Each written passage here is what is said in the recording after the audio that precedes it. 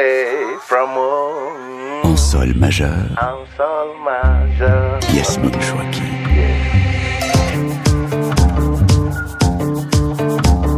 Même quand notre cœur s'arrête de battre, Michel Tagne-Foucault ne croit pas à la mort.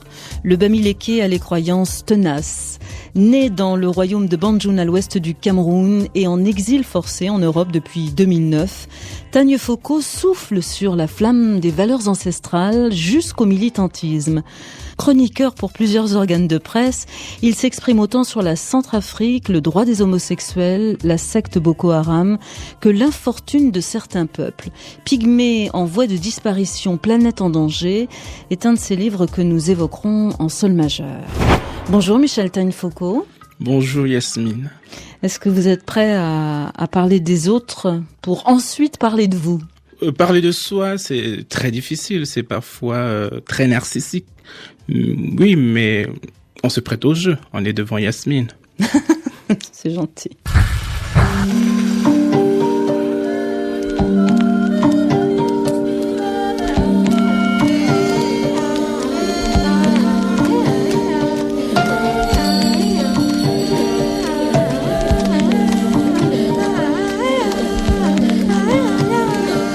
J comme j'aime pas. Le whisky. Bof, pas nécessairement, pourquoi pas de temps à autre, pour fêter comme tout le monde ici, mais sinon c'est pas mon kiff. Oui, c'est pas clair, hein, c'est oui et non en même temps. Ça dépend de mon humeur du jour, si je suis content. Les citadins. J'aime bien parce que pour moi c'est un rendez-vous de multiculture, les villes, des fois. Je pèse mes mots des fois. Les hommes de la forêt. J'adore, bien sûr. Je viens de la forêt, je ne peux que aimer cela. J'aime bien ces arbres centenaires, millénaires, voire ce que la forêt nous donne au quotidien, c'est-à-dire la paix, la joie, etc. Et nous permet aussi de manger. C'est une image presque bon enfant hein, que vous nous donnez là, mais on y reviendra peut-être. Est-ce qu'il y a de la diversité bien sûr, dans tous nos gestes au ce quotidien. Royaume qu'on peut appeler le peuple de la forêt ou les hommes de la forêt? Quand on parle de peuple de la forêt, on entend vite qu'il y a une personne au-dessus de tout le monde. Pourtant, le peuple les hommes de la forêt, c'est mieux parce qu'il n'y a pas une personne qui gouverne tout le monde. C'est-à-dire tout le monde est libre de faire ce qui lui plaît. Il y a liberté de création, etc. Est-ce qu'on peut offrir du whisky à un homme de la forêt? C'est ce qui se fait en ce moment. C'est catastrophique, mais c'est vrai. Alors où ça, par exemple? Au Cameroun, en Centrafrique, il faut aller regarder ce qui se passe. Et qu'est-ce qui se passe? Les peuples Batielili, c'est ce qui se passe. C'est-à-dire, on les ouvre le whisky, on les ouvre le savon, etc. On veut les apprendre ce qu'on appelle le goût de d'où on vient, c'est-à-dire du monde moderne. Alors, en tout cas, cette histoire de whisky, c'est pas anodin, la manière dont je vous le présente. Michel Tagne-Foucault, parce qu'il y a un homme de la forêt que vous connaissez, en tout cas dont vous racontez l'histoire dans votre livre, c'est Piata, un jeune pygmée dont l'histoire ressemble à quoi? Piata, en fait, c'est un jeune homme aujourd'hui. Les gens sont venus dans son village où il était un enfant. En fait, c'était un parent qui venait de Bangui, qui sont venus dans ce village, qui ont trouvé guérison. Alors, en échange, ils voulaient offrir la scolarité à cet enfant qui était tout le temps à côté d'eux. Et ils ont demandé l'autorisation aux parents, mais comme ils ne parlaient pas la langue, ils ont fait appel à un traducteur.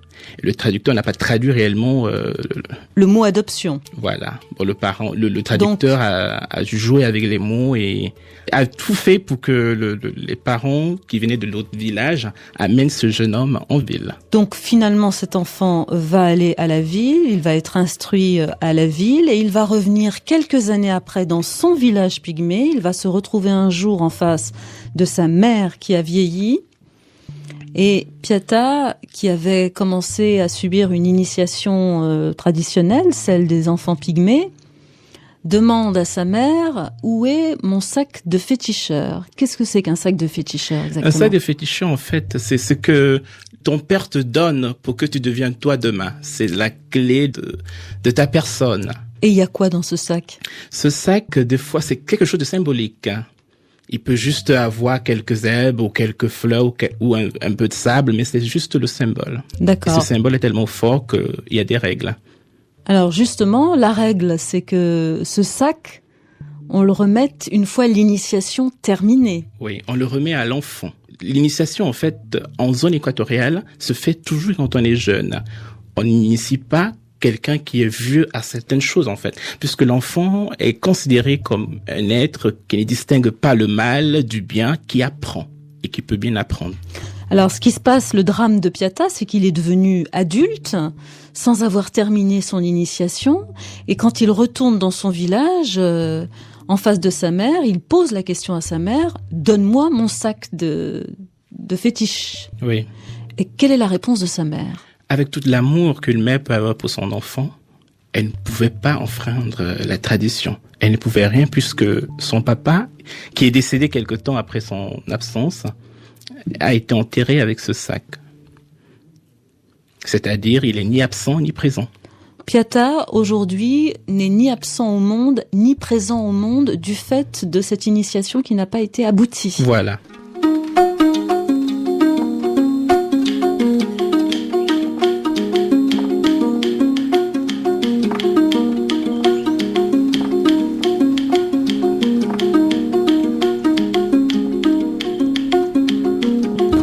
Intéressé à ce point aux Pygmées ?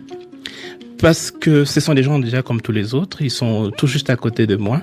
Alors qu'ils sont discriminés, vous dites, ce voilà. sont des gens comme tous les autres, comme si, sous-entendu, on ne les percevait pas comme tous les autres. Voilà.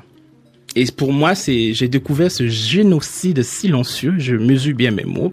C'est ça, on est en train de les exterminer, on les tue, on les chasse, c'est horrible.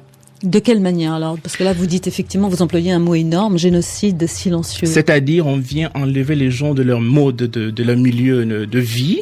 On les amène dans des villages. On les amène d'autres visions de la vie, d'autres cultures. On les laisse là. C'est-à-dire, c'est une sorte de dictature morale. La raison, l'une des raisons s'appelle la déforestation, par exemple. La déforestation aussi, il y a le commerce du bois, on a besoin de la terre, on dit la forêt regorge beaucoup de ressources naturelles, etc. En fait, vous accusez la modernisation à outrance de ces cultures ancestrales. Je n'accuse pas la modernisation à outrance de ces cultures ancestrales, j'accuse plutôt la pensée unique qui demande qu'on réfléchisse tous de même, c'est-à-dire comme je réfléchis, il faut que tout le monde me suive. Qu'est-ce qui caractérise, selon vous, la personnalité spécifique du pygmée ? Déjà, qu'est-ce que le pygmée ? Qu'est-ce que le pygmée ? Oui, Pour moi, le pygmée, c'est un habitant de la forêt équatoriale.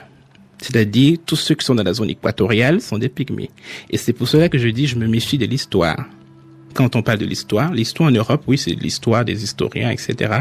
Moi, je me méfie de l'histoire parce que il y a trop de fantasmes, trop d'imaginaire dans l'histoire en Afrique. Qu'est-ce qu'il y aurait comme fantasme ? C'est-à-dire qu'on vient nous faire croire qu'un Bamileke vient de l'Égypte, qu'on vient nous faire croire qu'un Béti vient de je ne sais où. Pourtant, les peuples les plus anciens au Cameroun tournent autour des peuples indigènes. Et qu'est-ce qu'on appelle pygmées ? Ce sont des gens qu'on les a qualifiés de petite taille. C'est-à-dire, on vient voir des gens, on dit, toi, tu es plus petit, toi, tu es plus grand, bon, toi, tu t'appelles ceci, toi, tu t'appelles cela.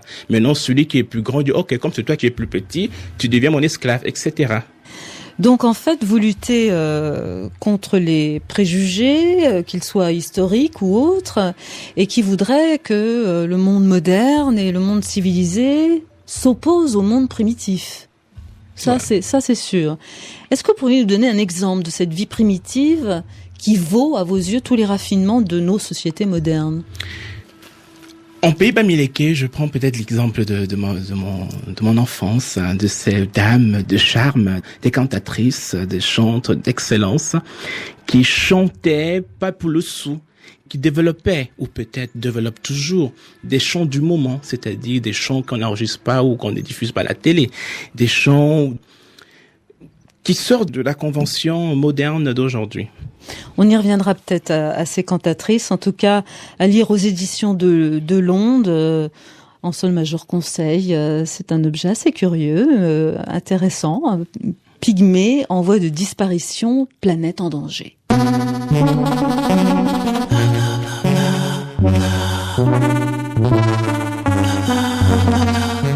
Neko, tubabu ka kan o ka mo juma le ka di ye ka tɛmɛ o bɛɛ kan.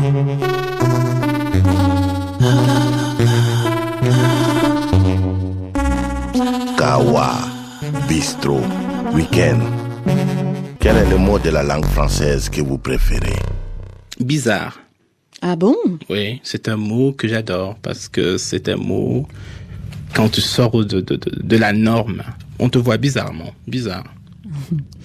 Vous êtes chroniqueur pour plusieurs organes de presse et vous écrivez sur pas mal de sujets qui touchent à la question des droits de l'homme.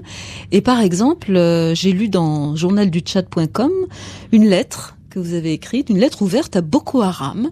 Alors je rappelle, Boko Haram, c'est un nom qui veut dire en fait l'éducation occidentale est un péché.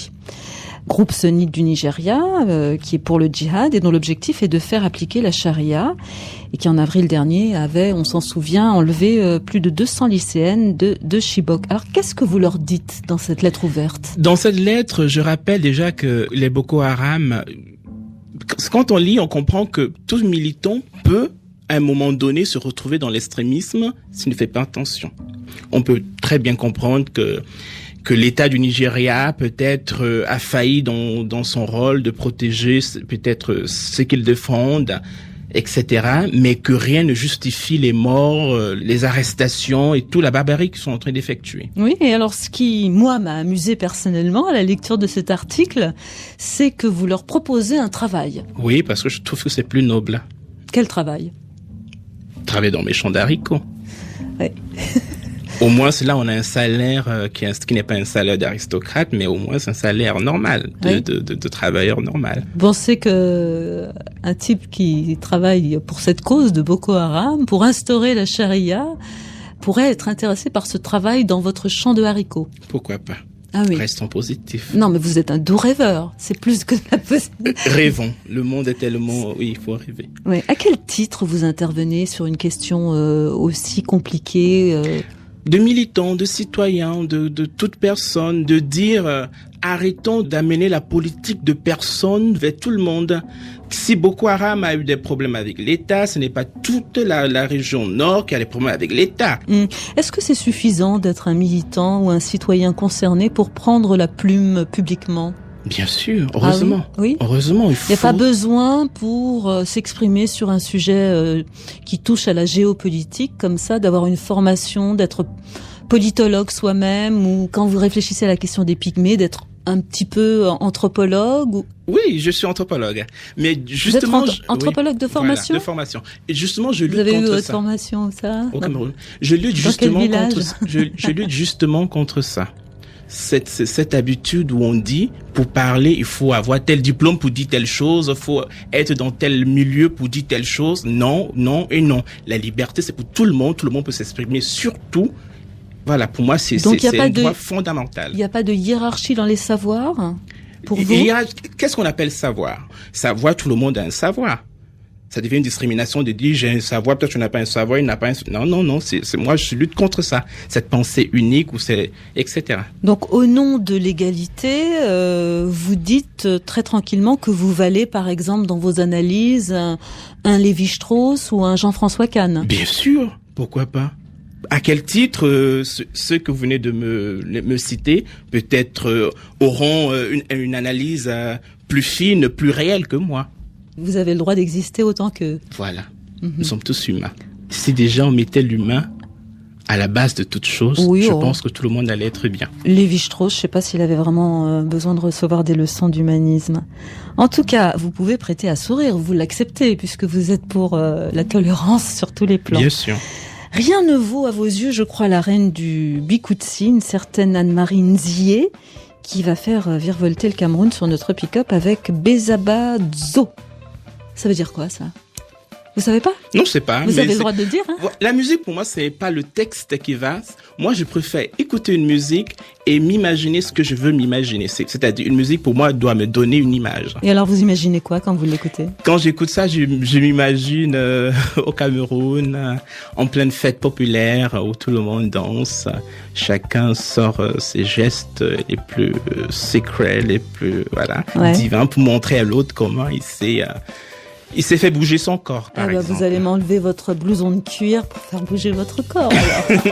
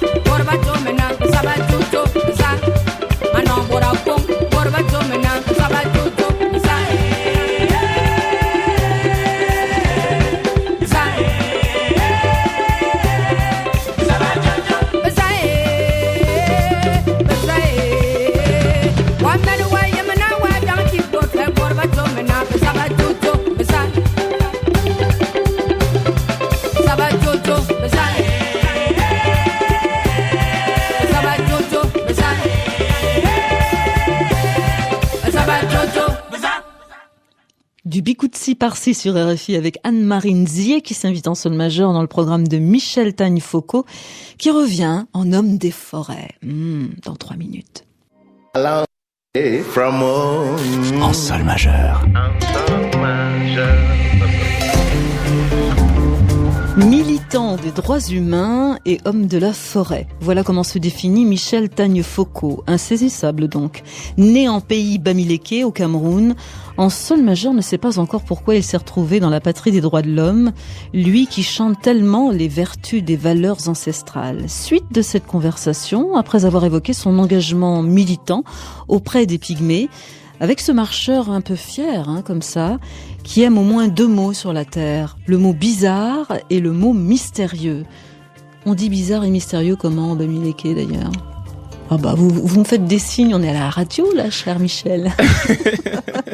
Le mot bizarre et mystérieux, je sais pas, parce que je pense pas que ce sont des mots qu'on emploie. Mm-hmm. Il y a aussi des mots qui se traduisent. Il n'y a pas d'expression non plus, ou pour dire de quelqu'un qu'il n'est pas comme les autres. Non, je pense pas. Mais peut-être ça existe. Mais à ma connaissance, ce pas des mots qu'on utilise tout le temps. Ouais, ce serait une notion française alors, la bizarrerie. Voilà.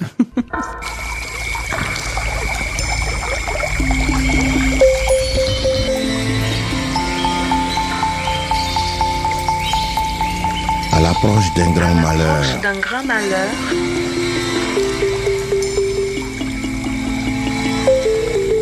à qui vous en remettez-vous? À la superstition, à la religion, à la dépression.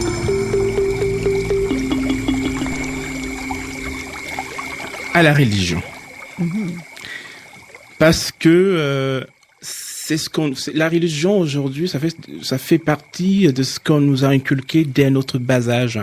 Et quand on grandit et que même quand on intègre les droits de l'homme dans sa vie, même quand on se sent dans une situation difficile, notre instinct nous ramène sans qu'on ne puisse expliquer comment vers ce qu'on nous a inculqué. Alors vous faites quoi exactement? Vous êtes animiste, Je suis animiste. J'étais animiste. Ah. Oui, j'étais animiste parce que j'ai introduit les droits de l'homme. Et dans ma vie, quand on introduit les droits de l'homme, pour moi, les deux vont difficilement ensemble, mais... Mais pourquoi? Parce que moi, je suis quelqu'un de très passionné. Si je suis animiste, je le suis à fond. Si je suis dans l'autre, je le suis à fond. Et à la fin, quand tu regardes, tu peux pas être à fond dans l'autre, puisque la culture bamiléké, c'est une culture très fermée, très... Hiérarchisé, justement, voilà, hiérarchisé. Pourtant, les droits de l'homme, ça montre la liberté, que tout le monde peut faire ce qu'il veut, tant que ça ne nuit pas à l'autre. Donc, la notion des droits de l'homme vous a rendu athée. Voilà. Alors, comment vous faites, puisque vous dites que quand vous êtes devant un grand malheur, finalement, l'animiste, peut-être ressurgit. De quelle manière? Des fois, avec des petits mots, bamiléké, avec des petits cris, des machins, etc. Ça veut dire quoi, ça? Justement, qui ne veut rien dire, mais qui veut tout dire, justement. Ce sont des cris de détresse, des cris qui me ramènent personnellement vers ma culture animiste. Est-ce que la mystique bamiléké peut vous aider? Est-ce qu'il y en a une mystique bamiléké? Je suis pour les droits de l'homme.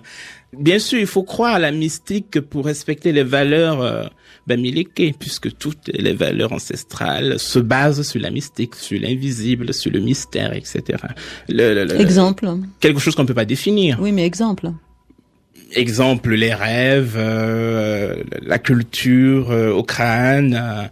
Alors la culture au crâne, c'est vrai que c'est quelque chose qui m'intéresse.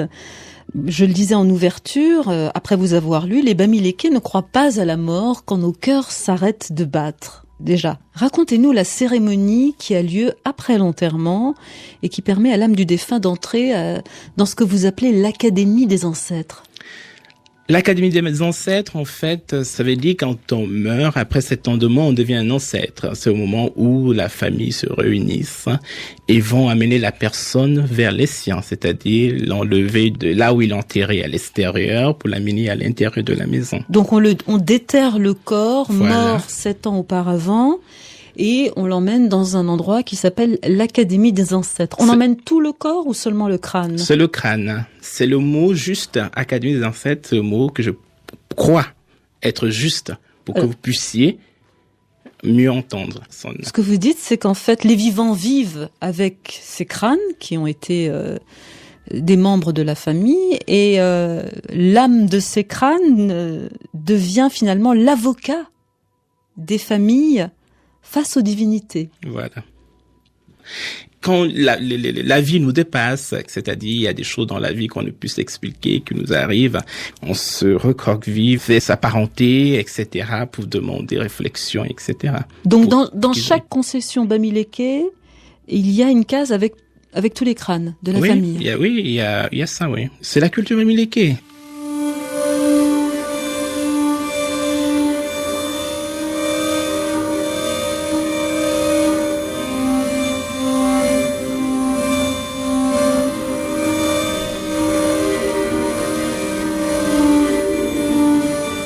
Vous avez écrit ce livre que vous avez intitulé « Les secrets d'une mystique Bamileke ». Pour moi, d'un, c'était une manière de faire connaissance, pour dire d'où je viens, voici comment j'ai tout le temps pensé. Et de deux, c'était une manière pour moi de grandir, d'apprendre autre chose.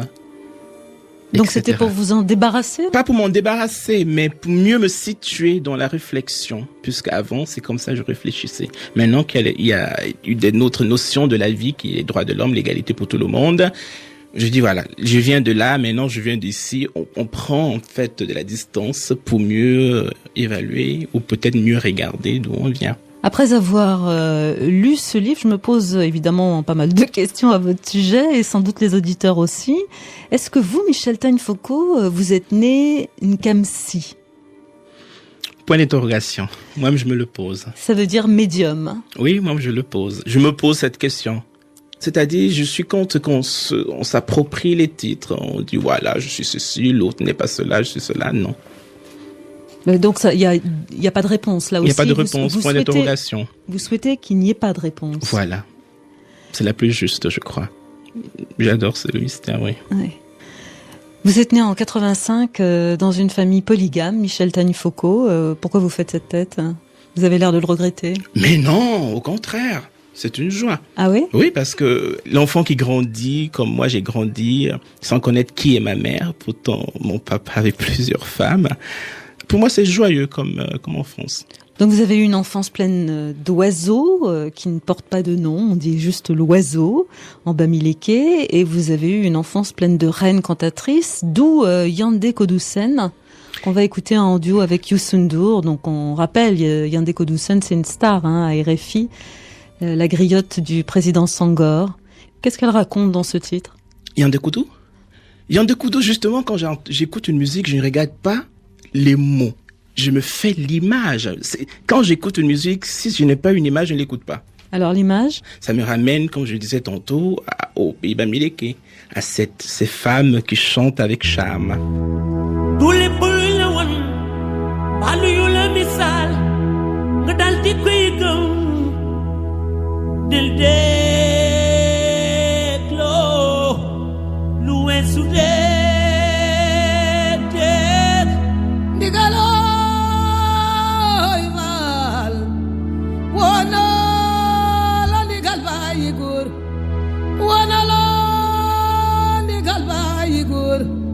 May sabige kumba fal borom faragati janjar ndiem daba mam say jayo indigal fal jambari xel kom digaloy wal jambari l'islam nena le soy nena le waul sabige kumba falo ndigal fal jambari l'islam jambari kelkom nina le soy nina le swahul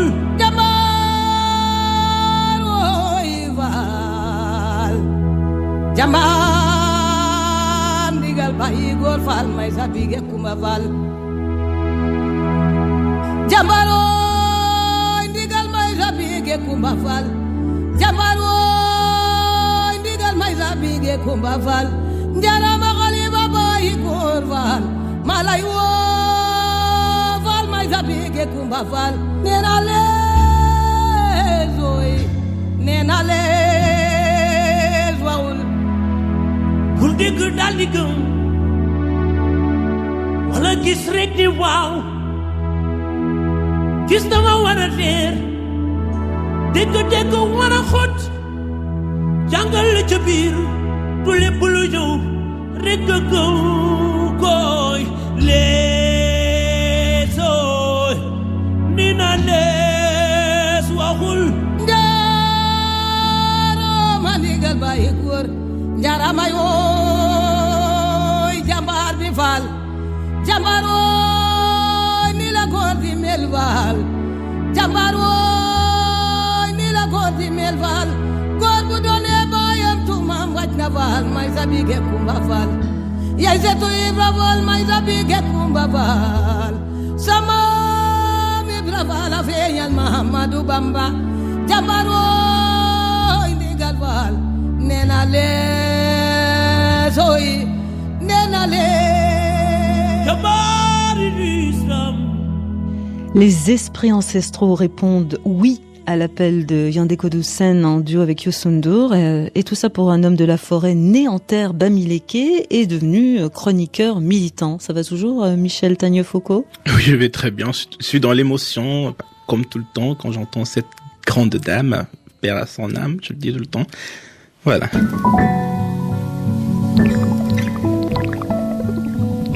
Quelle est la personnalité française que vous aimez le plus? Ou le moins? Moi, j'ai toujours détesté, en fait, non pas détester, c'est un mot très dur, mais pas trop aimé tous ceux qui prennent le ministère de l'Intérieur. C'est-à-dire, avant, c'était Manuel Valls, je n'aimais pas trop. Maintenant, c'est Cazeneuve, je ne l'aime pas trop. Le ministère de l'Intérieur, pour moi, c'est un peu délicat et je n'arrive pas à aimer tous ceux qui passent à ce ministère. Par principe? C'est par principe, parce que chacun passe, chacun veut montrer qu'il est assez viril, qu'il est assez dur, il est assez costaud, il faut être dur, il faut avoir des actes très brutaux, etc. Et moi, ça m'insupporte. Faudrait supprimer le ministre de l'Intérieur, enfin ce poste? Non, pas supprimer le ministère, mais amener les hommes à être plus, de voler plus comme les oiseaux, ou peut-être de regarder beaucoup les oiseaux voler. Peut-être après avoir regardé 30 minutes des oiseaux voler, ils seront mieux. Pourquoi la France sur votre route? Pourquoi cet exil forcé depuis 2012? La France, c'est pour moi le carrefour de la multiculture. C'est le pays de l'art, en général. Mais là, je parle d'exil forcé. L'exil forcé, parce que en France, on peut s'exprimer. Mais qu'est-ce qui vous est arrivé pour que vous soyez obligé de vous exiler du Cameroun? Plusieurs choses. Quand on a une vision et qu'on veut vraiment le réaliser, c'est dommage de le dire, mais c'est pas trop l'endroit où on se place et on le dit. Alors la France, le meilleur carrefour pour se mettre et s'exprimer. Alors, à vous lire, vous luttez contre pas mal de tabous de la société camerounaise. Oui. Et il y en a un qui est costaud, qui s'appelle l'homosexualité. Il y a qu'à jeter une oreille sur les débats qui ont cours à la télévision. On a un petit extrait de Vox Africa TV, ça s'appelle comme ça. Aussi un petit bout de débat entre Maître Alice Nkom, que vous connaissez bien, et le journaliste activiste Sismondi Barlev Bidjoka. L'homosexualité est une criminalité. C'est un crime contre l'humanité, madame. Répondez à ceci. Je suis juriste, j'aimerais savoir quelle est votre définition de crime contre l'humanité. Bien, madame, voilà ce que nous mettons dans crime contre l'humanité. C'est toute tendance visant à l'extinction de l'espèce humaine. L'homosexualité est une tendance qui vise exclusivement l'extinction. Si des hommes s'accouplent avec des hommes, des femmes avec des hommes, l'humanité court vers l'extinction. Bon, de toute façon, il parle des principes qui sont très faux. Ça, c'est vous. L'extinction de la race humaine, d'abord, on n'y est pas du tout. Les gens parlent même de surpopulation, parfois. Ah, vous le dites. Et ce ne sont pas les homosexuels qui ont seuls la responsabilité de procréer. L'acte d'amour n'est pas un acte de procréation 24 heures sur 24, 30 jours sur 30 dans le mois. D'accord? Il y a la partie procréation et il y a la partie plaisir pour se détendre, pour exprimer des sentiments, pour dire je t'aime à quelqu'un. Je ne me bats pas pour que les uns soient favorisés et les autres pas. Je ne me bats pas pour dire, monsieur, vous êtes homosexuel, vous ne faites pas d'enfants. Mais non, mais laissez-moi terminer. Pour les droits, d'accord. On va laisser. Il s'agit d'une criminalité, c'est puni par la loi. Moi, je suis juriste. Je suis juriste, avocat pratiquant. La République ne doit pas légiférer parce que les gens veulent s'envoyer en l'air. Alors ne me parlez pas de criminalité. La République ne doit pas légiférer parce que les gens veulent juste s'envoyer en l'air. Il est incapable de discuter. Il est incapable. Il devient fou quand il parle d'homosexualité. Vous êtes avocat, vous êtes juriste, je vous en prie. Alors il fait un plan.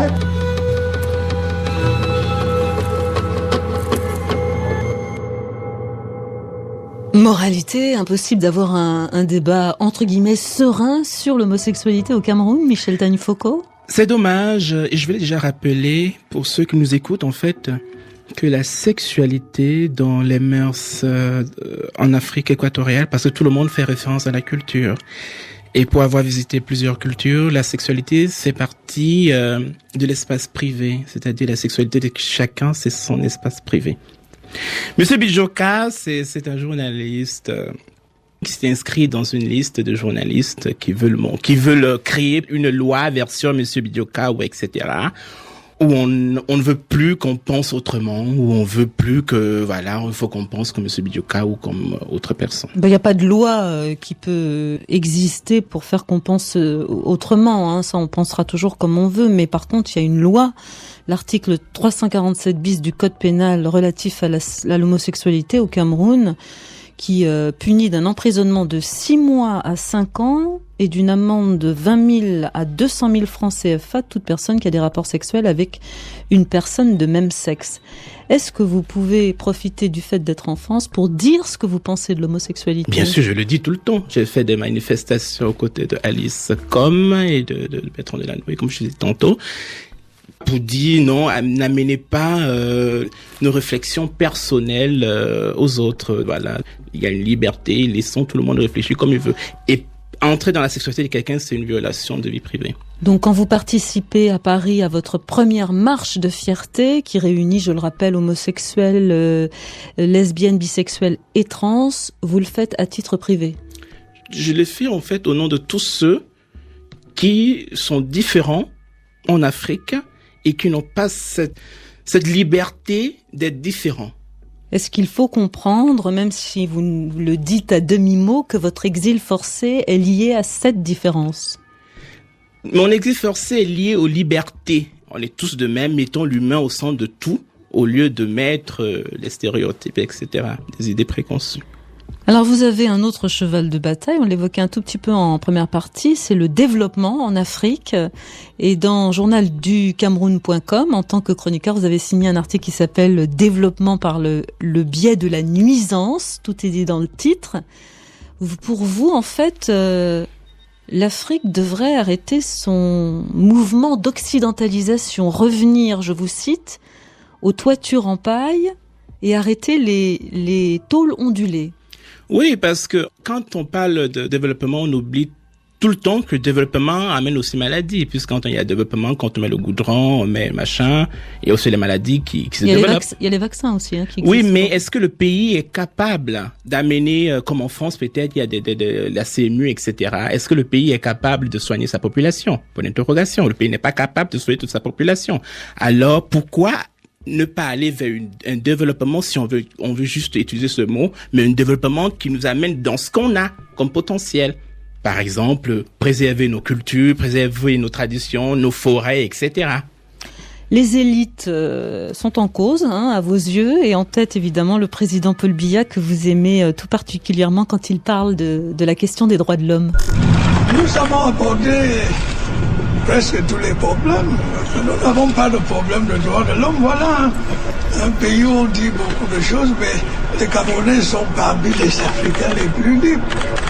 Il y a combien de journaux? Une vingtaine, une trentaine, les télévisions, les radios, il n'y a aucune censure. Les droits de l'homme, il n'y a pas de torture, il n'y a pas de disparition. Je sais qu'il y a des personnes qui commettent des délits et qui, pour faire bonne figure, disent qu'ils sont des prisonniers politiques. Quand vous avez détourné des fonds et que les tribunaux vous condamnent, que voulez-vous qu'on fasse? Nous sommes un pays où il n'y a pas de prisonniers politiques, il n'y a pas de torture, les gens sont libres. La voix tellement reconnaissable de Paul Biya, d'ailleurs, qui suscite pas mal de vocations d'imitateurs. Ça, c'est une petite parenthèse. C'est une voix qui vous met très en colère, Michel Tagne-Foucault. Je suis furieux contre Paul Biya. Furieux contre le président de la République qu'il est, mais pas contre sa personne parce que je le connais pas. Furieux parce que, je prends un exemple, sur ce décret qu'il vient de lancer, qui fait des rois Bamileke comme des employés. C'est-à-dire, il y a une loi au Cameroun qui paye par mois les rois. Pourtant, la tradition Bamileke... Ils sont salariés, vous voulez dire? Ils sont devenus salariés. C'est-à-dire, c'est devenu contre la culture Bamileke. En pays Bamileke, un roi n'est pas un salarié. Un pays Bamileke, un roi, c'est le représentant de la culture. En pays Bamileke, le roi, c'est celui qui rassemble tout le monde. Mais quand celui-là devient celui qu'on le paye pour être roi, cela ne peut plus être pris avec une vision traditionnelle. Alors le droit de l'homme refait surface et ça devient une inégalité. Donc vous êtes un homme de la forêt, parce que c'est quand même comme ça que vous vous présentez, qui jouait, j'ai un peu l'impression, sur deux tableaux. Je vous sens à la fois moderniste, puisque vous êtes pour que chacun ait droit à sa conviction intime, voilà. Et vous êtes en même temps un traditionnaliste quand vous regardez l'Afrique.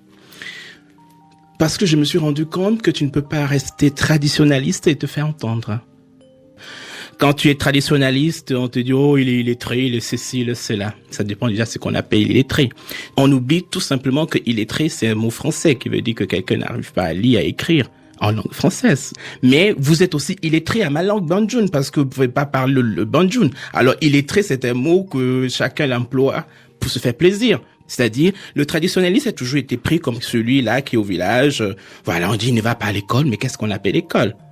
En pays Bamileke ou peut-être en forêt, il y a des écoles, des réunions. Donc là, vous promouvez la culture traditionnelle. Bien sûr, qui est une culture qui existait déjà, que nous, on n'appellerait pas ça école, pourtant c'est une école. D'un autre côté, vous faites le choix de vivre dans une société occidentale qui vous permet la différence que la société traditionnelle ne permet pas. Voilà. Vous êtes quand même dans une contradiction, non? Non, au contraire. Je ne suis pas dans une contradiction. Je suis pour que chaque personne vive comme il l'entende. Justement. Si je rentre dans ma tradition à moi, Bamileke, etc., je ne pourrai plus parler d'autres personnes. Alors, je sors de cela et je lutte pour que tout le monde puisse penser différemment. En sol majeur @rfi.fr. Merci Michel Tagne-Foucault d'être passé nous voir en sol majeur pour méditer un petit peu. Et puis je rappelle que vous publiez Pygmée en voie de disparition, Planète en danger aux éditions de l'Onde. Et c'est avec une invitation d'Annie-Flore Bachier-Lilis qu'on va se quitter. Merci bien. Alors qu'est-ce que vous voyez comme image quand vous l'écoutez ? Déjà, Annie-Flore Bachier, je connais la personne. C'est une personne très militante. Elle s'est beaucoup engagée pour la Centrafrique, pour les enfants qui se retrouvent dans cette spirale où on bombarde tout le monde, on ne regarde pas qui se trouve. Et c'est une femme qui, à la fin, j'aime son ton de rassemblement, c'est-à-dire que tu sois de l'Est, du Sud, où tu veux. Voilà, elle t'invite chez elle, qui est le Gabon. Pourtant, on sait très bien que l'immigration au Gabon aussi pose problème, puisque tout le temps, on parle de droits de l'homme en Europe, en France, etc. Pourtant, ces mêmes personnes qui parlent de cela en France, quand ils rentrent dans leur pays, ils ne l'appliquent pas. À la recherche des nerfs en couleur pour chanter le Gabon. Avec des mots verts, jaunes et bleus, frappant ma chanson.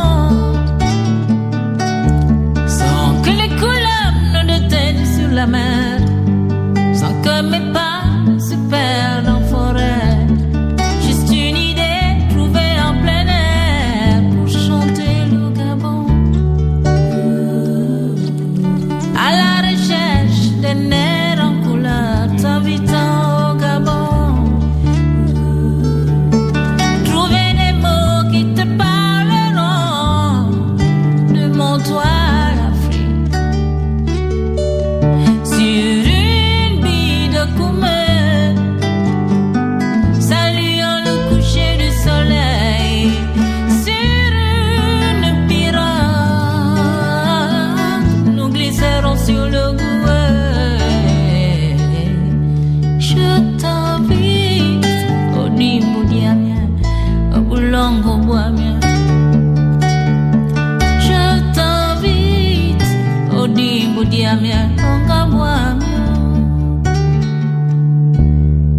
tellement de choses à te faire voir, en ville ou en blues. Mais dans ma chanson, il n'y a que des sons. Toutes les images t'attendent au Gabon.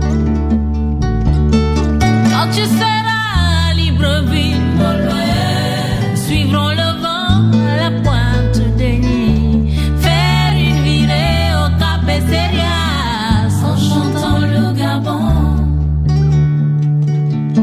Je t'invite au Dimboudiamien, au Boulongo-Boamien. Je t'invite au Dimboudiamien. En sol majeur, podcastable et discutable bien sûr sur notre Facebook chaque samedi et chaque dimanche à 13h10 temps universel avec Caroline Fillette, Laura Pinto, Yasmine Chouaki. On se retrouve demain avec la journaliste franco-syrienne Hala Kodmani. À demain. A long way from home. En sol majeur, En sol majeur. Yasmine Chouaki.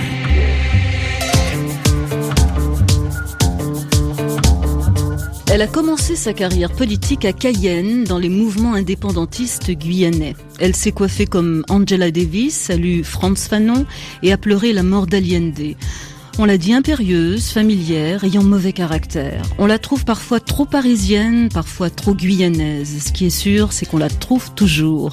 Elle a beau être économiste de formation, elle cite les poètes à la tribune de l'Assemblée nationale comme personne. Elle est garde des Sceaux, c'est notre ministre de la Justice, qui sait raison garder devant l'insulte raciste. La justice étant son job, elle a donc mis sur la table 2 lois qui portent son nom, celle reconnaissant la traite négrière et l'esclavage comme crime contre l'humanité et celle du mariage pour tous. La gauche la tolère et la craint, la droite extrême lui prépare sans doute d'autres pots de banane. Notre France en sol majeur vivant une crise d'identité, est-ce qu'il faut craindre que notre invité exceptionnel ne soit qu'une comète dans notre ciel politique ?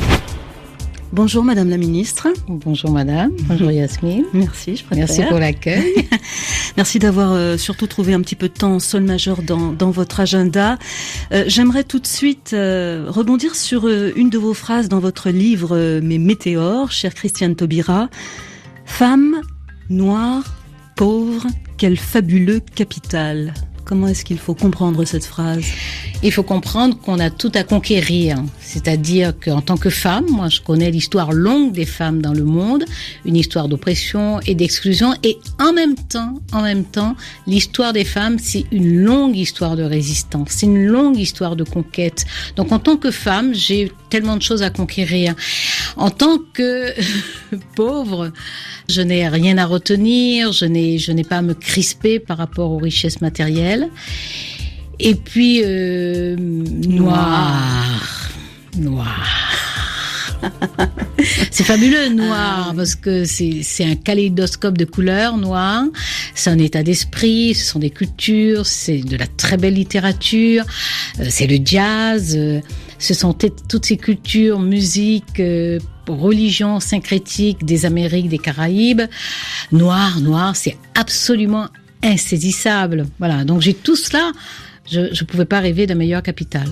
Alors, tout a commencé pour vous en 1952 à Cayenne, département français d'Outre-mer, je le rappelle, et ça a commencé dans un foisonnement de musique et de sons.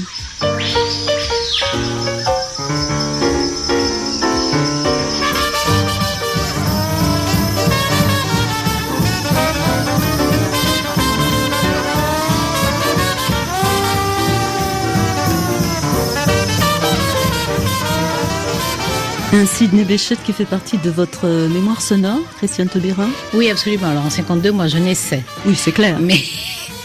Mais oui, Sidney Bechet, parce que ma maman aimait beaucoup Sidney Bechet, donc sa musique m'a bercée.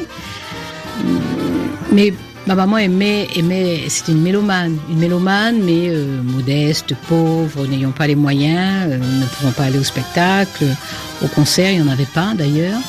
Mais nous avions un vieux phonographe que nous n'avions pas le droit de toucher. Et voilà, moi je me souviens de cette musique qui a effectivement bercé mon enfance. Et je suis une mélomane, j'aime les musiques, y compris celles que je ne connais pas bien, celles pour lesquelles je n'ai pas eu une accoutumance culturelle, mais j'aime les musiques, j'aime les sons, j'aime les sonorités.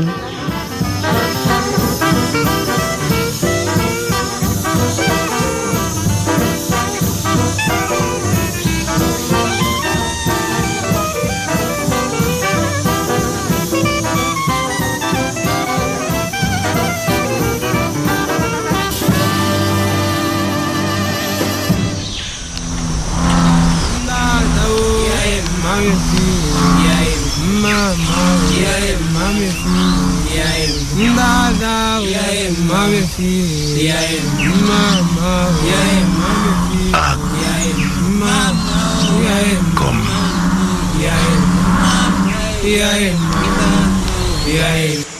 auprès de mon arbre. Je dirais pour commencer que vous avez vécu auprès d'un arbre très particulier, votre mère, que vous comparez à un wapa. Oui, parce que le wapa, c'est un arbre d'Amazonie qui est imputrescible. Il y a des constructions qui ont plus d'1 siècle et demi d'âge et où le bois paraît comme neuf. Et d'ailleurs, en Guyane, on dit, nous avons un dolo, c'est-à-dire un proverbe en créole, qui dit que quand le wapa est tombé, on le traite de bois pourri. Yewe wapa tombé, il est dit à bois pourri. Ça veut dire que le wapa est imputrescible. Et ma maman était un wapa, effectivement, parce qu'elle a affronté des situations extrêmement difficiles. La vie au quotidien était difficile pour elle. Pourtant, c'est une personne extrêmement joyeuse, extrêmement généreuse, extrêmement sévère aussi, qui avait compris profondément ce qu'il y a d'impitoyable dans la vie, même si elle ne le formulait pas. Et pourquoi ce wapa indestructible a craqué un jour? Je crois qu'elle est allée au-delà de ses limites. Alors, 11 enfants qu'elle élève seule, vous êtes au milieu de cette fratrie. Je suis pile au milieu, oui, je suis la 6e. Je crois qu'elle allait, elle a élevé seule, elle a beaucoup bataillé, y compris contre l'irresponsabilité des hommes, c'est-à-dire des pères. Vous parlez de votre père comme d'un scélérat? Oui, c'est ce que j'ai pensé de lui. Maintenant, il est complètement sorti de ma vie, donc je n'ai même plus de rancœur. Donc, elle a craqué, effectivement, elle a fait une dépression nerveuse. Et puis, je crois qu'elle a décidé elle-même de revenir parce qu'elle a eu des soins médicaux, elle a eu des remèdes créoles, il y a eu des prières, il y a eu toutes sortes de choses. Et puis, bon, rien n'a fonctionné. Et puis, un jour, elle s'est rétablie. Mais est-ce que c'est malgré tout en perdant votre mère que vous avez aussi perdu la foi? Oui, parce que j'ai beaucoup prié. Ma maman est partie vite. Lorsque mon grand frère nous a annoncé son cancer, elle est partie en moins de 3 semaines. J'allais la voir tous les jours à l'hôpital, je la voyais dépérir. Donc j'ai beaucoup prié et j'ai promis toutes sortes de choses à Dieu. Et comme elle est partie quand même, je me suis dit, bon, ça vaut pas le coup. Enfin, de toute façon, bien il n'existe pas ou bien il n'en vaut pas la peine, quoi. Donc, je suis devenue athée pendant 10 ans au moins. Ah. Vous êtes revenue à la raison, si j'ose dire. Non, disons que je suis moins tranchée, simplement. En tout cas, dès 1968, vous êtes rattrapée non seulement par les idées, mais aussi par la coiffure d'une certaine Angela Davis, membre des Black Panthers, et qui, à ce titre, sera incarcérée en 72 dans une prison d'État, où là, un journaliste lui pose cette question, il veut savoir si la révolution, pour elle, est synonyme de violence. Écoutez, sa réponse est magnifique. Oh, is that the question you were asking? Yeah. C'est ça votre question? See, that's another thing. When you talk about a revolution, c'est un autre problème. Pour les gens, révolution est souvent synonyme de violence. Without realizing that the real content, mais ils ne comprennent pas que la vraie nature d'une action révolutionnaire réside dans les principes et les buts que l'on s'impose, pas dans la façon d'y parvenir. D'un autre côté, en raison de la façon dont cette société est organisée, de la violence présente partout et à tous les niveaux,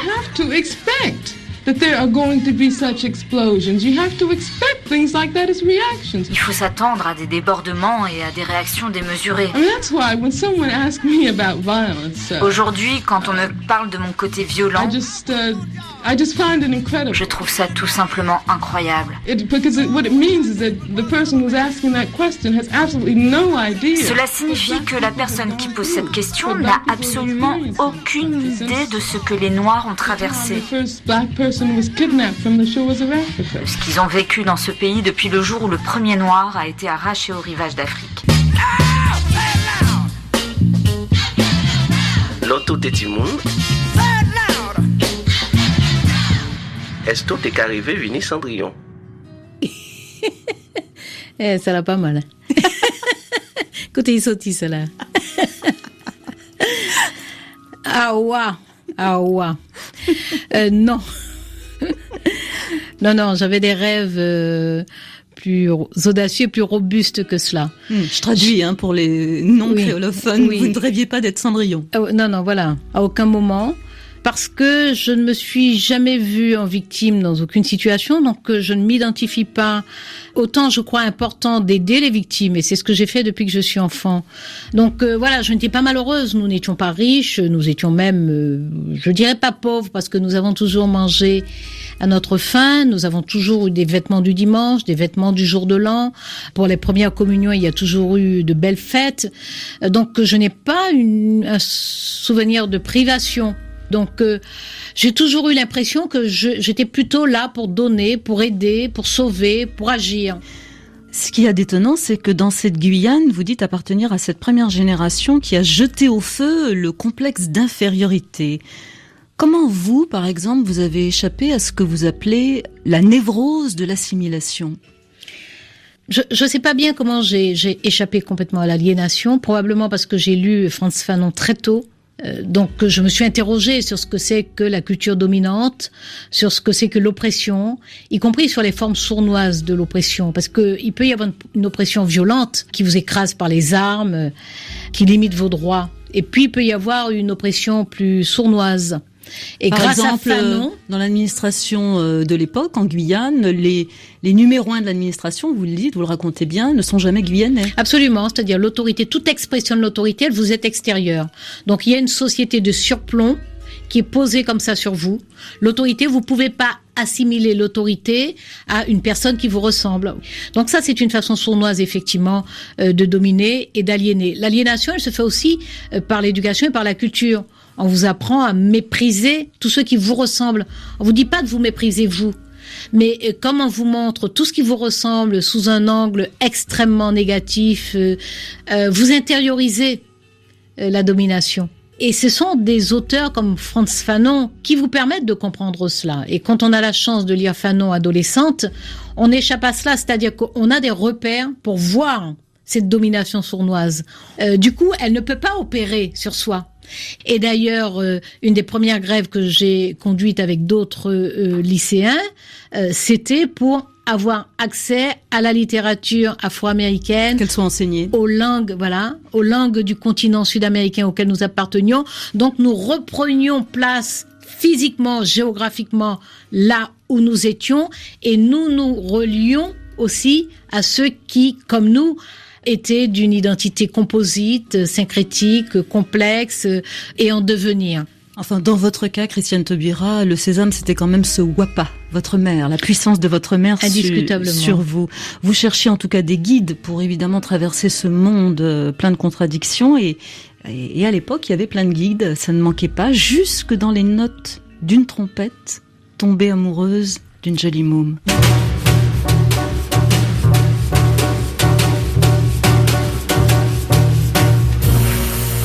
Il est venu me voir, oui, quelques semaines avant de mourir. Il est venu à Paris, il m'a appelé, j'ai vidé la maison, mais personne. Il est entré dans la maison, je suis entré devant lui, et je suis allé vers le petit jardin pour fermer la porte parce qu'il faisait froid. Et pendant que j'allais, j'ai entendu rire derrière moi. Je dis, pourquoi est-ce que vous riez?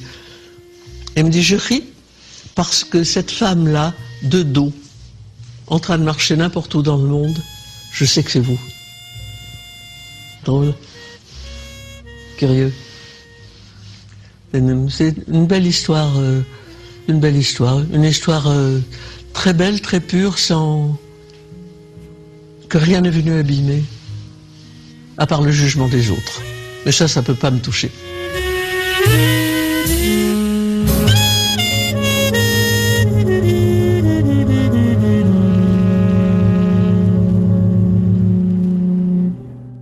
L'histoire d'amour impossible d'une Juliette Gréco et d'un Miles Davis en 1949, qui sera pour vous, Christiane Taubira, un enseignement essentiel, dites-vous.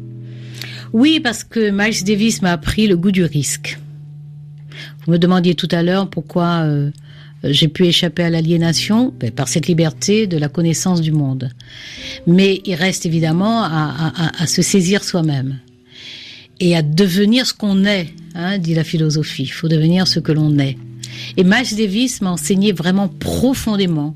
À travers cette histoire d'amour que pas seulement, j'aime beaucoup son histoire d'amour avec tragédie grecque quand même. Oui, j'aime beaucoup son histoire d'amour avec Juliette Gréco, parce que il a payé très cher, il a payé d'une plongée dans la drogue parce que il pouvait pas lui offrir une vie de couple normale aux États-Unis parce que c'est encore les États-Unis de la ségrégation.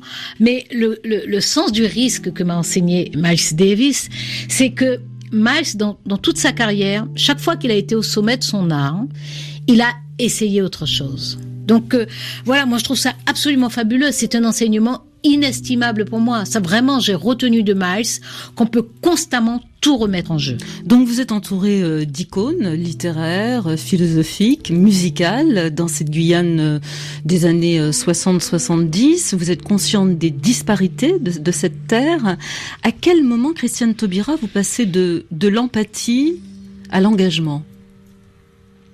Comment on passe de l'empathie à l'engagement ? D'abord de l'empathie à la lucidité sur soi, et puis à l'engagement parce que c'est la condition de la densité de sa présence au monde. Vous étiez née pour la conquête, vous l'avez dit en début de portrait. En 78, je suis obligée de lutter contre l'horloge. Vous allez adhérer au mouvement guyanais de décolonisation. Comment on prononce Moguid. Moguid, qui veut dire Mouvement guyanais de décolonisation. Merci. Est-ce que à l'époque vous êtes pour la lutte radicale et armée, Christiane Taubira ? Non, je suis pas pour la violence, je l'ai jamais été, je le suis pas aujourd'hui encore, mais par contre, j'ai été très clairement indépendantiste, très clairement. Simplement, là non plus, je n'étais pas dans un fantasme. Écoutez, depuis 1982, j'ai réglé la question de façon très très claire. Nous avions une action indépendantiste et j'ai toujours considéré que, quel que soit le destin d'un peuple, c'est ce peuple qui doit le choisir. Et je n'ai jamais cru aux grands éclaireurs. Donc, même lorsque moi-même, je faisais du porte-à-porte pour dire aux gens, mais voilà, c'est une illusion de croire que les choses vont changer, y compris avec la gauche, que voilà, la relation de la domination coloniale, elle est ancrée dans l'histoire, voilà comment elle se manifeste. Même dans ces cas-là, même quand j'expliquais avec mes convictions profondes, j'acceptais de ne pas arriver à convaincre. Et en 1982, lorsque la gauche est arrivée au pouvoir, qu'elle a permis les radios libres, donc une expression plus large, qu'elle a supprimé la législation d'exception, qu'elle a aboli la peine de mort, qu'elle a ouvert toute une série de droits et de libertés, j'ai dit aux gens, mais on reste dans un rapport de pouvoir à pouvoir. Il faut trancher, il faut choisir. Mais comme les gens ont considéré avec la décentralisation, avec toutes ces réformes, qu'on n'était plus dans un rapport de domination coloniale, j'ai accepté, j'ai cessé de militer comme indépendantiste et par contre, je me suis engagée dans des associations d'éducation populaire, dans des activités professionnelles. Une chanson de Billie Holiday qui est là, que vous chantiez d'ailleurs adolescente, peut-être avec votre mère, mais il y en a une que vous portez tout particulièrement dans votre cœur, c'est Strange Fruit, chanson éternelle. Elle est terrible cette chanson, elle est terrible. Vous vous souvenez des paroles ? Oui, c'est pas juste une chansonnette. Hein. Non, c'est une chanson terrible parce qu'elle compare ces corps des Noirs, des Africains américains qui sont pendus aux magnolias. Elle les compare à des fruits avec cette odeur de chair brûlée. C'est une chanson terrible parce qu'elle dit simplement les lynchages et elle rappelle cette chanson terriblement. Alors elle doit dater des années 40, mais dans les années 60 encore, il y avait des lynchages auxquels les familles assistaient avec les enfants en tenue du dimanche. C'est terrible. Et cette voix éraillée de Billie Holiday sur cette chanson, elle vous met 6 pieds sous terre, quoi, cette chanson. Southern trees bear strange fruit, blood on the leaves and blood at the root, black bodies swinging in the southern breeze, strange fruit hanging from the poplar trees.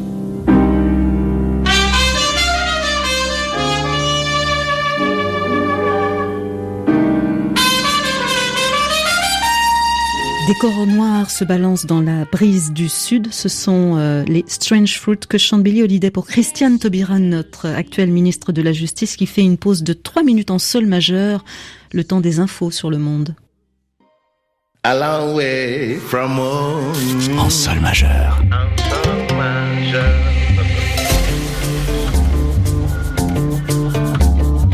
Affronter les tyrans du verbe, c'est une vocation pour Christiane Taubira, peut-être une seconde nature. Notre ministre de la Justice française est aussi cash que son parcours est sinueux. Née à Cayenne dans la pauvreté, mais vivant toujours en apnée dans le savoir et dans l'engagement politique, cette ancienne militante indépendantiste guyanaise est aujourd'hui notre garde des Sceaux. Et oui, la roue tourne, cependant qu'elle conserve un lyrisme désormais au service du pouvoir. Angela Davis, Billie Holiday, Miles Davis, Allende, le pied de piment, tout ça, tout ça a été les premiers esprits de cet un seul majeur consacré à Christiane Taubira, mais c'était bien sûr sans compter l'arrivée d'un Guyanais, qui lui aussi a fait partie de l'histoire de France, extrait d'une archivina de 1949. À Paris, après avoir été exposées au palais du Luxembourg, les cendres de Victor Schœlcher, promoteur de l'émancipation des esclaves, et de Félix Éboué, premier gouverneur noir d'AEF, ont été portées au Panthéon en présence du président de la République et de Madame Félix Éboué. Par ce geste, la France a voulu marquer sa reconnaissance à celui qui lutta pour la liberté des Noirs et à celui qui, dès 1940, choisissait le chemin de l'honneur français. Les cendres de Félix Éboué transférées au Panthéon, et c'est un monsieur qui fait d'ailleurs partie de votre Panthéon, Christiane Taubira.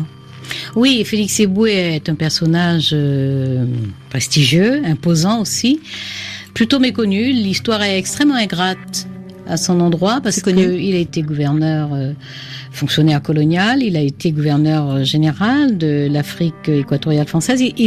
C'est lui qui a apporté au général de Gaulle le premier territoire, parce que la France était occupée, le premier territoire et les premières troupes. C'est lui qui a apporté cela. Et De Gaulle lui en a su gré, De Gaulle a vu ce que ça représentait, et il l'a d'ailleurs décoré.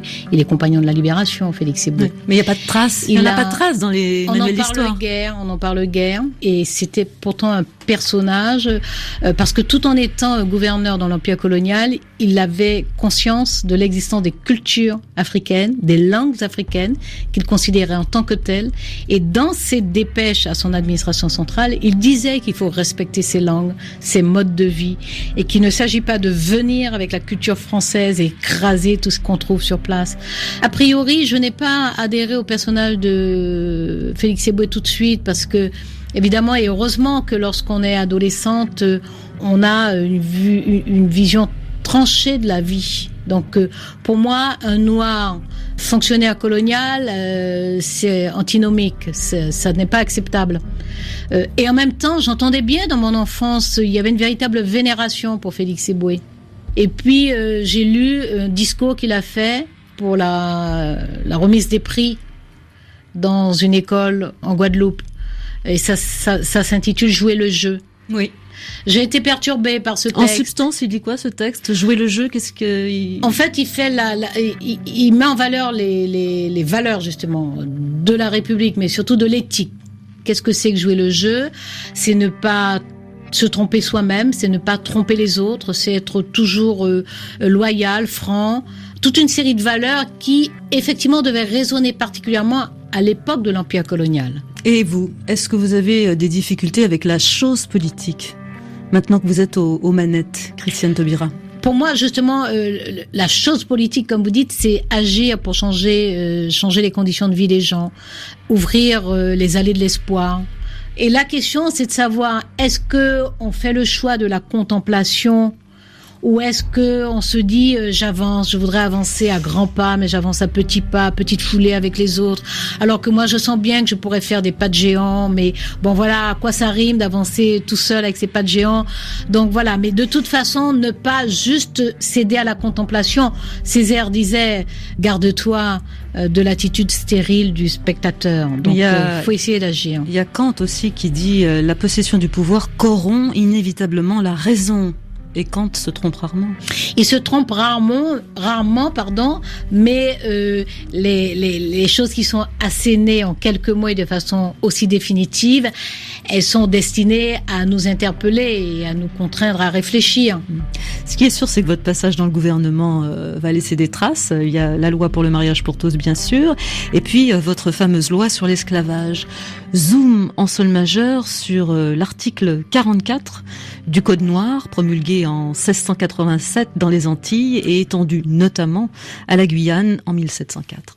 Déclarons les esclaves êtres meubles. Le sujet dont nous nous sommes emparés n'est pas un objet froid d'étude. Et comme tel, entrer dans la communauté. Ce rapport n'est pas le script d'un film d'horreur. N'avoir point de suite par hypothèque. Portant l'inventaire des chaînes, des fers, carcans, entraves. De partager également entre les cohéritiers sans préciput et droit d'aînesse. Minottes et fouets qui ont été conçus et perfectionnés pour déshumaniser. N'être sujet au douaire coutumier. Il n'est pas non plus un acte d'accusation parce que la culpabilité n'est pas héréditaire. Au retrait féodal et lignagé. Et parce que nos intentions ne sont pas de revanche. Aux droits féodaux et seigneuriaux. Il n'est pas une requête en repentance parce que nul n'aurait l'idée de demander un acte de contrition à la République laïque. Ni au retranchement des quatre quins.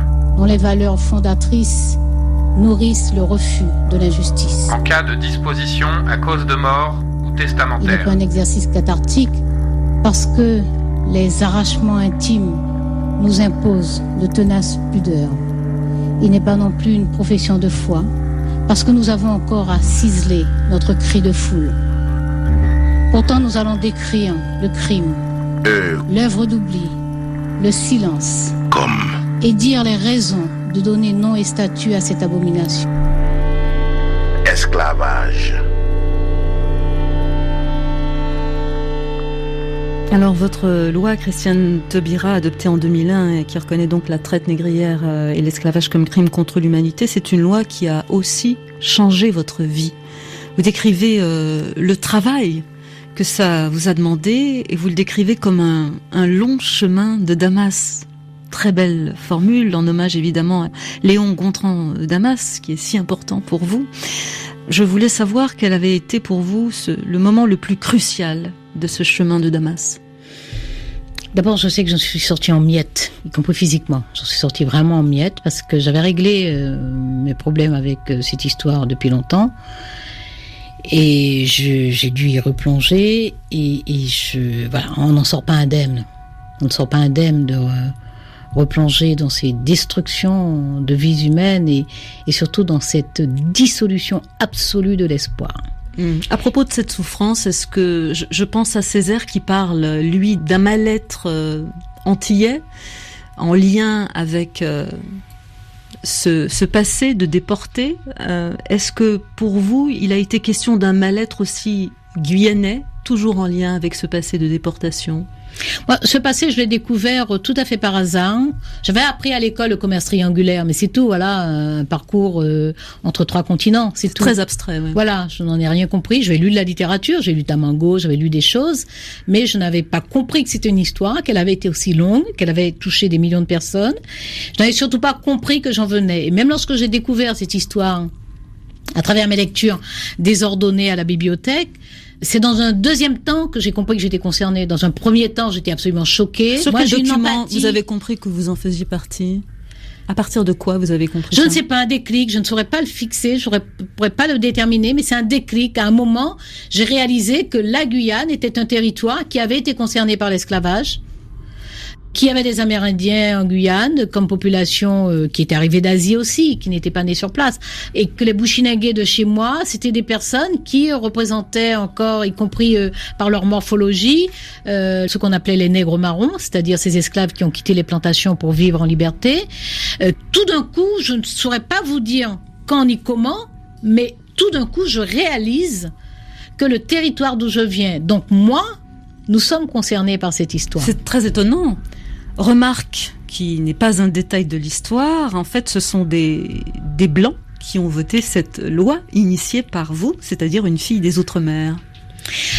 Mais en même temps, c'est tout à fait dans l'histoire, parce qu'à l'époque de l'esclavage, et c'est pour ça qu'il faut pas faire crédit aux gens qui racontent que on interprète des événements historiques du passé. Non, dans le passé, il y a des gens qui se sont opposés. D'abord, les esclaves eux-mêmes ont résisté dès le début, mais il y a eu des Européens qui ont protesté contre l'esclavage.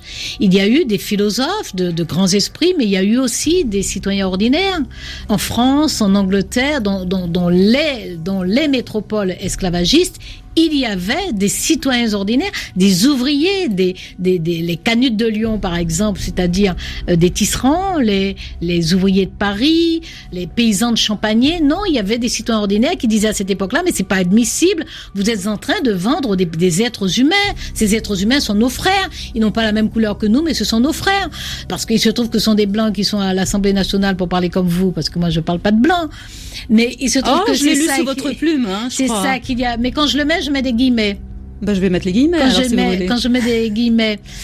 Non, parce que je dis souvent qu'on a fait croire que pendant l'esclavage, justement, le monde était en noir et blanc. Le monde n'a jamais été en noir et blanc. Jamais, jamais. Et même il y a quand même eu d'un côté les dominés et de l'autre les damnés de la terre. Incontestablement, mais justement. Auquel vous vous sentez rattaché justement. Les damnés de la terre aujourd'hui aussi, y compris en France. Voilà. Est-ce que vous vous sentez rattaché à ce peuple-là et est-ce que vous tirez votre force de ce peuple-là? Moi, je tire ma force de la conviction que nous sommes égaux profondément et que nous sommes indignes si nous nous accommodons d'un monde où certains oppriment d'autres. Jaurès disait que dans tout être humain, il y a l'excellence native de l'humanité. Mais on peut dire ça avec Méléagre de Gadara, qui, voilà, c'était avant Jésus-Christ, qui disait la seule patrie étrangère, c'est le monde que nous habitons, car un seul chaos a créé tous les mortels.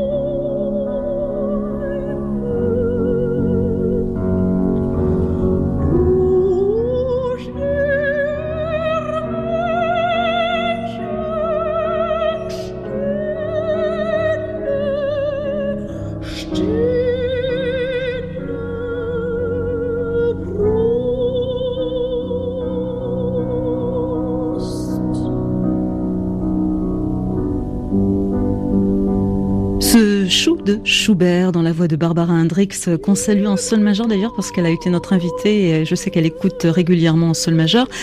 Vous avez donc mis un petit peu de Nacht und Träume, un peu de nuit et de rêve dans votre vie tumultueuse, Christiane Taubira. J'écoute de la musique tous les jours. Barbara est une amie au point que Barbara est capable de venir à Paris 24 heures juste pour qu'on passe une soirée ensemble. Moi, je traverse toute la France pour aller écouter Barbara en concert à Marseille, par exemple. C'est par elle que j'ai découvert la musique classique, c'est-à-dire que la première fois que j'ai écouté de la musique classique, ça a été Barbara chantant Mozart, Barbara chantant Gershwin avec les sœurs Labec, par exemple, Barbara Schubert. En plus, pour mon bonheur, depuis ces dernières années, elle chante aussi du blues et du jazz, donc c'est du bonheur absolu. Mais c'est surtout une amie, c'est une personne magnifique. Vous prêchez une convaincue. Est-ce que vous savez qu'il y a des tabous qu'on ne déteste pas, malgré tout, par ici? Je parle de cette boîte Le Tabou de Saint-Germain-des-Prés, où on pouvait croiser à une certaine époque la trompette de Boris Vian. Dieu est-il un être? Tiens, on dirait Artaud avec cette question, Dieu est-il un être? Il en est un, c'est de la merde. Il n'en est pas un, il n'est pas. Or, il n'est pas. Mais comme le vide qui avance avec toutes ses formes, dont la représentation la plus parfaite est la marche d'un groupe incalculable de morpions. Voici donc l'une des plus grandes heures qu'ait connue votre histoire. André Malraux à Libreville en 1960. L'ère coloniale est désormais révolue. Et il convient qu'elle le soit sans équivoque et sans malentendu. Ni vous ni moi n'avons fait l'histoire du 19e siècle. Mais dans la mesure, et vous savez qu'elle est grande, où le général de Gaulle a fait notre histoire commune, c'est bien en ce jour d'indépendance que nous devons crier ici. Et comme... Elle n'a jamais été une autre histoire que celle de la fraternité. Exotique. Vian, Artaud, Malraux, ils font partie de votre France, hein, Christiane Taubira, je le sais bien. Pourtant, est-ce que vous avez encore le sentiment d'être regardée comme une Française exotique ? Honnêtement. Sans doute, parce que l'histoire coloniale est une histoire longue, elle est dense et surtout, elle est relativement récente quand même. Donc ça a encore marqué des imaginaires et des mentalités. Les racines du racisme sont là.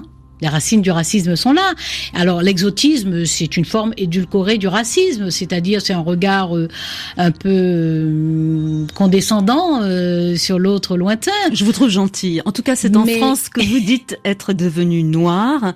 Oui. On sait que la présidence Sarkozy a laissé derrière elle ce que j'appellerais un symptôme d'identité nationale et qui fait encore débat d'ailleurs, et qui aboutit dans la bouche de l'essayiste Alain Finkielkraut au concept d'identité malheureuse.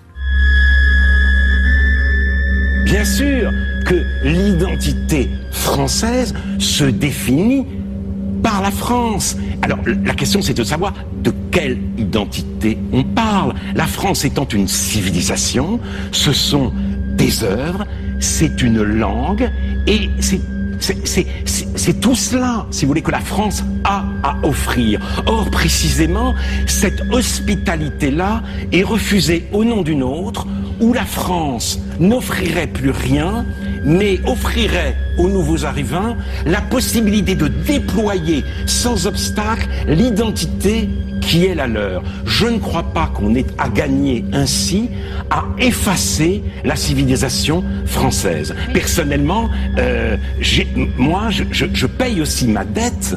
Je n'ai jamais cessé d'être le juif que je suis, mais je paye ma dette à cette culture française et j'éprouve une très grande reconnaissance, je ne sais pas pourquoi, mais enfin, pour le fait de pouvoir lire un certain nombre d'œuvres magnifiques de Pascal Proust dans ma langue maternelle. Donc c'est quand même cela la France. C'est pas ce que j'ai apporté à la France, c'est ce qu'elle m'a donné. L'identité nationale, est-ce que c'est un concept réac, selon vous, Christiane Taubira ? En tout cas, moi, je trouve assez affligeant qu'une personne de culture comme ce philosophe donne une définition aussi étriquée, aussi imaginaire en plus de la France. Quelle est l'identité de la France quand la France était un empire colonial ? Quelle est son identité ? Quelle est l'histoire de son droit ? Quelle est l'histoire de sa philosophie ? Quelle est l'histoire de ses cultures ? Quelles ont été les mutations de sa propre langue ? Et qu'est-ce que sa propre langue est devenue répandue sur d'autres continents ? C'est une indigence intellectuelle, ce que je viens d'entendre, mais elle est profondément vivante, l'identité. Vous ne vous sentez pas, vous, pour reprendre le mot d'Alain Finkielkraut, une dette vis-à-vis de la France ? C'est absolument absurde, c'est pas un guichet. On n'a pas des droits de tirage. La Guyane, en tout cas les Guyanais, pas moi, ma personne, mais la Guyane, bassin d'Amazonie, avec les Amérindiens, les Bushinengués, les Créoles, avec l'arrivée de personnes venant de tous les continents, avec ceux que nous avons produits en culture, en langue, en religion, en mode de vie, en style, en relation aux autres, tout cela, ça a enrichi la culture française. C'est entré dans l'identité française. C'est entré de la même façon que la vie en France, dans l'Hexagone, a eu son influence sur nous. Donc voilà, mais c'est des raisonnements de comptables, ça. Est-ce que vous parleriez à propos de la France du concept de mère patrie ? Est-ce que vous ressentez ce pays comme la mère patrie ? Mais écoutez, il y a des gamins de 17 ans comme Frantz Fanon, par exemple, qui ont affronté la mer Caraïbe dans de petites embarcations, certains d'ailleurs se sont noyés, pour rejoindre la Sainte-Lucie et la Dominique, qui étaient des îles anglophones, à partir desquelles ils rejoignaient les États-Unis. À partir des États-Unis, ils allaient en Afrique du Nord, ils venaient sauver la mère patrie. Donc les gens qui viennent donner des leçons à qui que ce soit de la Caraïbe, que ce soit de la Guyane, la Martinique, la Guadeloupe, ou de la Réunion, ou même de l'Afrique, parce qu'à l'époque, c'était les colonies françaises.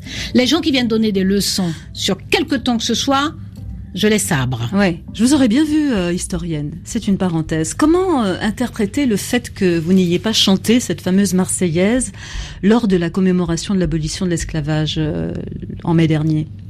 Mais d'abord parce que je chante la Marseillaise quand je veux, et ça c'est pour les gens qui surveillent mes lèvres. Ensuite, la Marseillaise, c'est le chant, c'est l'hymne français. On voit bien les époques de grande violence. Parce que c'est un hymne qui porte de la dureté.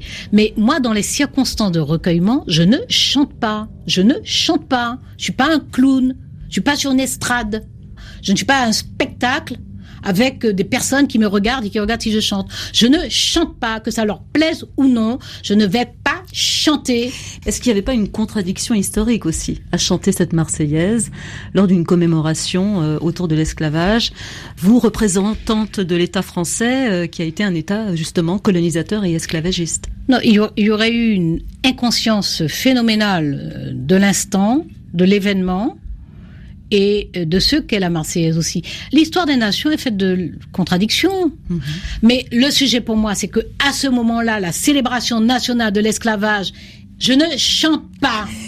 Vous fâchez pas. Et puis les gens qui critiquent ça, ils peuvent se mettre en troupe devant moi avec des sabres, avec des tronçonneuses, avec des mitraillettes. Je ne chante pas. C'est une menace. Pardon. Merci. Alors, en 2002, lorsque vous étiez candidate à la présidentielle, vous étiez peu connue.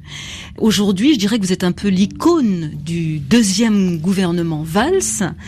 Donc, une simple question, est-ce que Christiane Taubira, candidate au présidentiel de 2017, vous y pensez parfois? Ça va pas, non? Excusez-moi. J'ose pas rajouter quand vous vous rasez.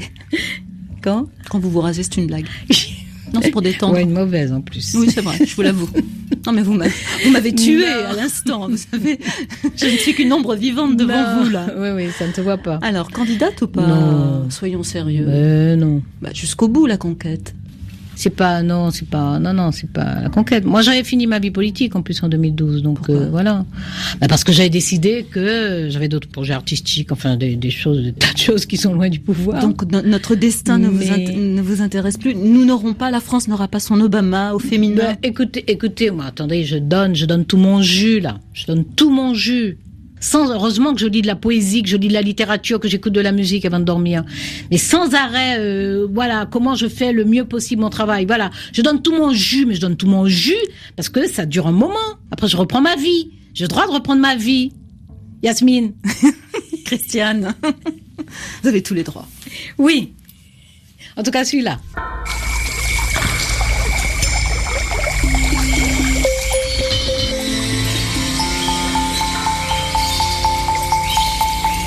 À l'approche d'un grand malheur,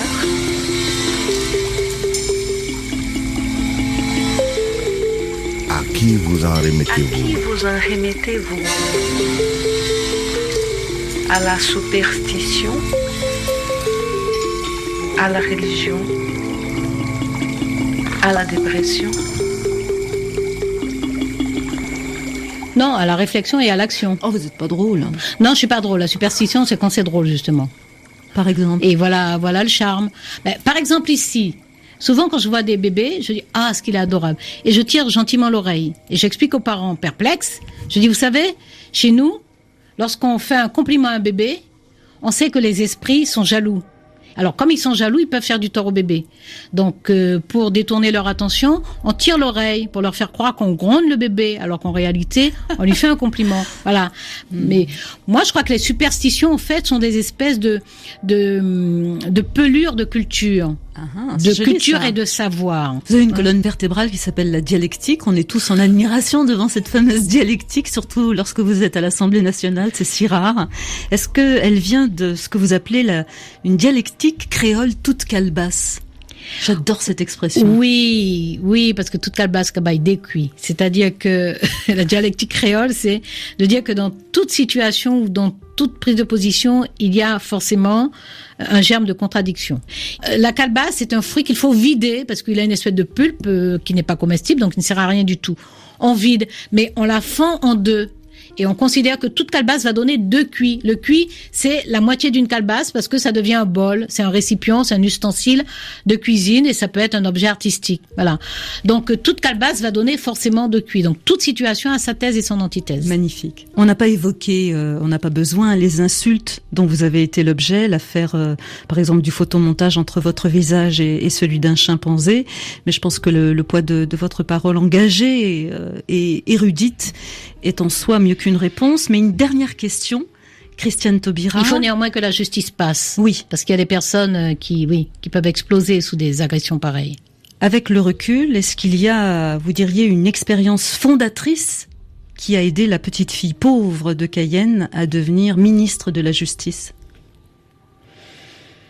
En fait, toutes les étapes qui m'ont conduite à ça ont été des choix collectifs. S'il y a quelque chose de fondateur, c'est juste l'aptitude à entendre les autres par-delà ses choix personnels. Je vais très vite toute seule depuis très longtemps. Et un de mes enseignements les plus douloureux a été d'apprendre à cadencer mon pas aux autres. Donc il a fallu faire le cheminement intellectuel, donc comprendre que même si on croit vraiment avoir raison, qu'on n'a jamais raison tout seul. Maintenant, je sais à peu près ralentir et marcher avec les autres, mais c'est douloureux quand même. Chère Madame la Ministre, je vous laisse retourner au ministère en vélo. Oui. Merci à vous. Merci à vous. En sol majeur @rfi.fr. Au générique de cet En sol majeur consacré à Christiane Taubira, on aura peut-être reconnu des crapauds buffles, des cigales de la forêt amazonienne, Around Midnight de Miles Davis, du créole guyanais, qui vous a mis en joie, Madame la Ministre. Et puis, votre livre Mes météores, paru chez Flammarion, qui m'a beaucoup aidé à vous approcher. En sol majeur sur Twitter, sur Facebook et en podcast avec les grandes oreilles cette semaine de Caroline Filiette, Laura Pinto, Boris Vichit, Yasmine Chouaki. On se retrouve la semaine prochaine avec Sarah Savoy. À la semaine prochaine.